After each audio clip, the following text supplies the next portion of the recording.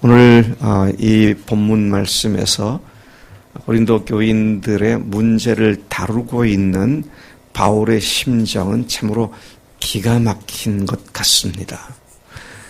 그리스도인들이 모일 때마다 하나님의 은혜와 사랑이 나눠지고 경험되어져야 하는 그 모임에, 그것도 그냥 단순한 모임이 아니라 주의 만찬을 하기 위해서 모이는 모임에 시비거리가 있고 문제가 있고, 그것을 가지고 그들이 참으로 부끄럽게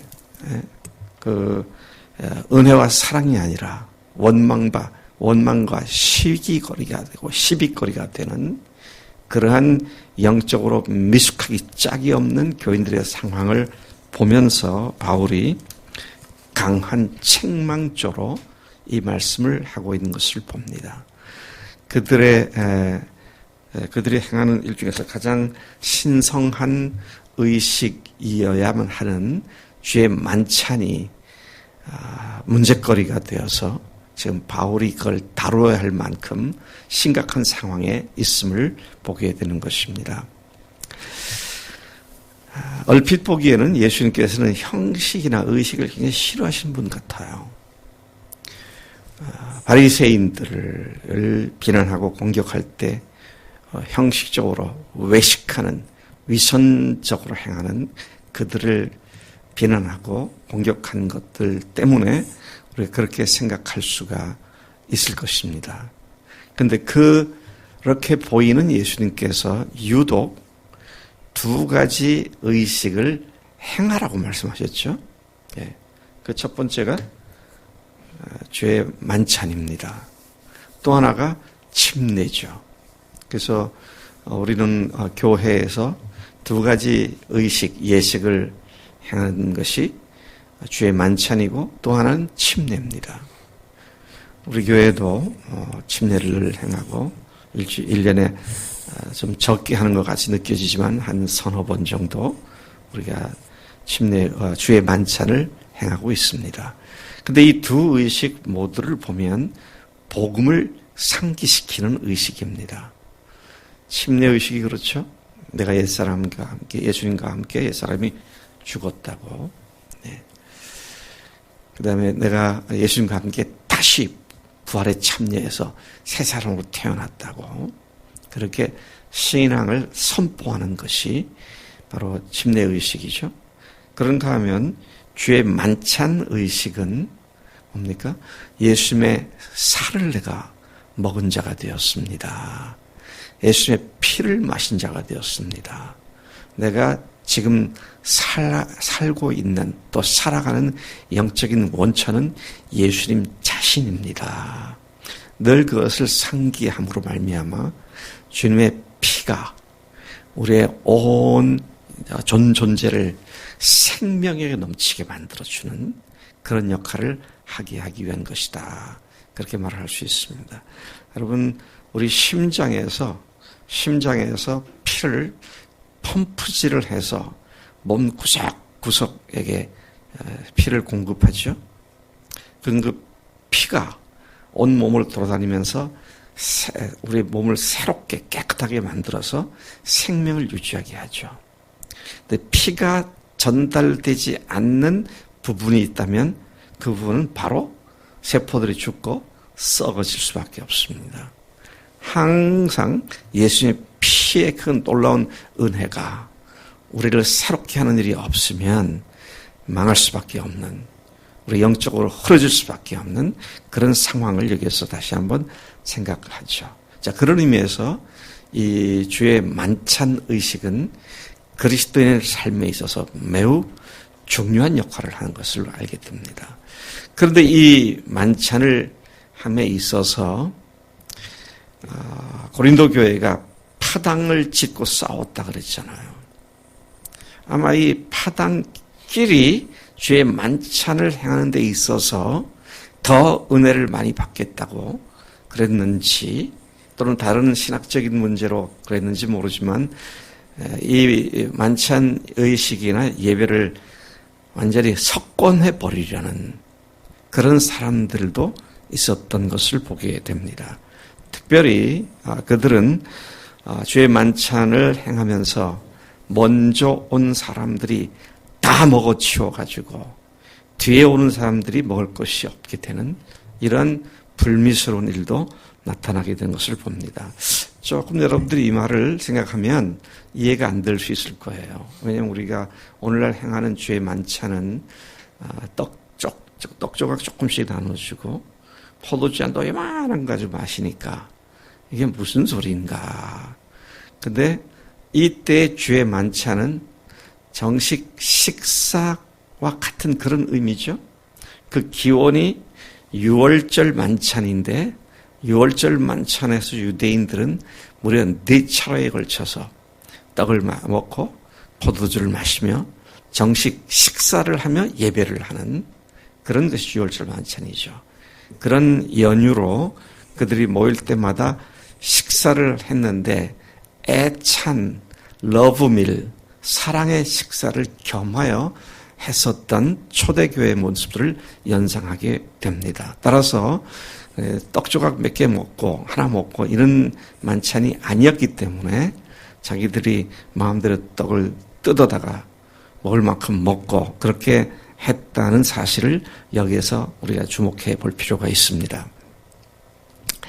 17절부터 19절에 바울은 주님이 함께 하신다고 약속하신 교회 모임이 유익하지 못하고 오히려 해가 되고 있는 상황 때문에 그들을 칭찬이 아니라 책망할 상황이라고 말을 합니다. 그 문제의 원인이 바로 교회 안에서 서로 네가 옳으냐 내가 옳으냐 싸움질하면서 자신들이 바르게 믿는다고 자랑질하려는 그런 태도들 때문이었음을 보게 되는 것입니다. 그런 연유로 20절에서 22절까지 보면 너희가 함께 모여서 주의 만찬조차 먹을 수 없을 뿐 아니라 각각 만찬 음식을 서로 먼저 갖다 먹어 치움으로써 어떤 사람은 먹을 것이 없어 굶는가 하면 반대로 어떤 사람은 포도주에 취해버리는 짓거리들을 하는구나. 그렇게 책망을 하고 있는 것이죠. 교회가 먹고 마시기 위한 곳이 그런 곳이냐, 음식점이냐, 너희가 일용할 양식을 먹고 마실 집이 없어서 그러는 것도 아니지 않느냐. 그런 걸 보면 너희가 하나님의 교회를 우습게 여기고 가난한 자들을 부끄럽게 만드는데 이에 대해 내가 너에게 무슨 말을 해야겠느냐. 상당히 강한 어조로 지금 책망을 하고 있는 것을 봅니다. 너희가 칭찬받기를 원하느냐? 내가 도저히 칭찬할 수 없구나. 이렇게 얘기를 하고 있는 것이죠. 그 다음에 이제 23절부터 34절 마지막 절까지 내용을 보면 주의 만찬의 참된 의미와 그것에 대한 바른 태도로 참여를 해야 한다. 그것을 쭉 설명하고 있습니다. 특별히 바울은 여기에서 주의 만찬 그 자체는 주께로부터 친히 명령을 받은 의식이다. 주님께서 친히 하신 명령을 주신 의식으로서 그분께서 잡히시던 날 밤에 떡을 가지시고 축사하시고 떼어주시면서 이것은 너희를 위하는 내 몸이니 이것을 행하여 나를 기념하라. 그렇게 하셨고 또 식후에 그와 같이 잔을 들고 말씀하시기를 이 잔은 내 피로 세운 새 언약이니 이것을 행하여 마실 때마다 나를 기념하라고 하신 것이죠. 자, 그래서 주의 만찬을 먹고 마실 때마다 그분의 십자가에서 흘리신 피를 생각하고 또 그분의 재림 때까지 그 십자가의 보혈을 전하고 복음을 전하는 것을 목적으로 하는 것이다. 그래서 바울은 주의 만찬을 왜 하는지 그 이유를 분명하게 이야기해 주고 있습니다. 사람들이 행습적으로 행하는 것을 의미 없이 행할 때가 많이 있어요. 늘 그래 왔으니까 그런가 보다. 그렇게 해야 한다니까 하긴 하는데 그렇게 할 수가 있습니다. 그러면 참여해도 별로 의미가 없어요. 뜻을 알고 참여를 해야죠. 하나를 해도 뜻을 알아야 됩니다. 제가 역사의 현장에 가보면 참 신기한 걸 많이 느껴요. 거기에는 조그마한 물건이 누가 어떻게 이 물건을 사용했었는지 그런 얘기를 한번 듣는 순간 그 물건이 굉장히 귀하게 보이기 시작하는, 똑같은 건데 알고 나면 굉장히 귀한 것으로 보이는. 제가 알라바마 주에 몽고메리라는 곳을 가보았는데 거기에 이를테면 전쟁 기념관이 있더라고요. 들어가 보니까 미국 남북 전쟁 당시에 사용했던 여러 가지 총포들 뭐 이런 것들 쭉 제복 이런 거 있는데 한 곳에 가니까 길이가 뭐 한 1m도 안 되는 칼이 하나 있어요. 그런데 그 칼에 대한 그 밑에 설명을 보니까 남북 전쟁을 끝낸 칼 그렇게 돼 있더라고요. 사실 뭐 대단한 칼도 아닌 것 같아. 저 칼이 무슨 전쟁을 끝냈단 말인가. 그러고 보니까 남군의 사령관이었던 리 장군이 그 칼 끝에다가 하얀 수건을 끝에다가 걸어가지고 건물대에서 이렇게 내놓아가지고 항복의 뜻으로 그때 사용했던 그 칼이라고. 그래서 제가 그걸 보고 칼 한 자루가 전쟁을 끝내는데 기가 막힌 역할을 감당할 수도 있구나. 그걸 몰랐으면 뭔 칼인가 보다 지나갔겠지만 그러고 보니까 전쟁을 끝낸 칼, 굉장히 귀한 칼이구나. 모르면 그냥 지나가요. 근데 아니까 의미가 새로워지니까 정말 귀하게 느껴지죠. 우리가 매주 드리는 주일 예배, 또 우리가 모이는 셀 모임, 성경 공부, 새벽 기도, 이런 것들을 괜히 하는 게 아니잖아요. 행습을 갖게 되는 이유가 있는데 그것들을 생각하면 참 시간이 너무도 귀한 것이죠. 그런데 이제 그걸 가지고 시비하는 사람도 있잖아요.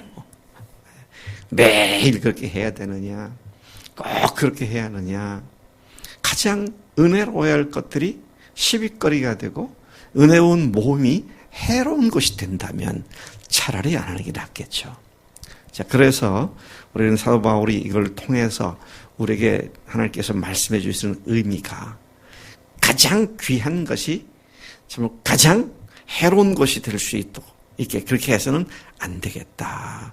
하나님께서 우리 주시는 모든 기회들이 최선의 것으로 우리에게 유익을 끼치고 또 특히 교회 공동체로 함께 세워져 가는 일에 있어서 만나는 시간들이 참 귀하고 복된 시간 되게. 그래서 여러분 목장 모임이나 마디 모임이나 그것을 책임지고 인도하는 사람들이 항상 기도해야 할 것이면 하나님 오늘 이 모임을 통해서 주님의 은혜를 우리 모인 사람들이 풍성히 누리도록 역사해 주세요. 끝나고 돌아갈 때는 왜 모였지? 또 이거 앞으로 이렇게 모여야 되나? 이런 것이 아니라 주님 감사합니다. 이렇게 귀한 것을. 제가 지난 주일날 저녁에 박홍규 선생님부터 전화를 받았어요. 평소에 안 하던 분이 전화를 하면 가슴이 철렁해. 무슨 일이 있나. 근데 너무 반갑고 기쁜 소식을 전해주더라고요. 거기에 참석한 정규진 형제가 이거 내가 참석해야 되나 말아야 되나 그러고 했는데 끝날 때 참석하기를 너무 잘했다고, 너무 좋은 모임이라고 그렇게 얘기를 했다고 박지원 선생님이 기뻐가지고 나한테 전화를 하더라고요.